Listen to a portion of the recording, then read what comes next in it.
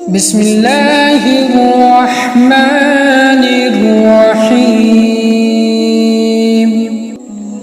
شروع کرتا ہوں اللہ کے نام سے جو نہایت مہربان اور رحم کرنے والا ہے۔ سیدنا علی رضی اللہ عنہ بیان کرتے ہیں کہ رسول اللہ صلی اللہ علیہ وسلم نے فرمایا، اگر مجھے اپنی امت پر مشقت ڈالنے کا خطرہ نہ ہوتا تو میں ان کو ہر نماز کے ساتھ مسواک کرنے کا حکم دیتا اور نماز عشاء کو رات کے پہلے 1/3 حصے تک مؤخر کر دیتا۔ اس کی وجہ یہ ہے کہ جب رات کا پہلا 1/3 گزرتا ہے تو اللہ تعالیٰ آسمان دنیا پر نزول فرماتے ہیں اور طلوع فجر تک یہیں رہتے ہیں۔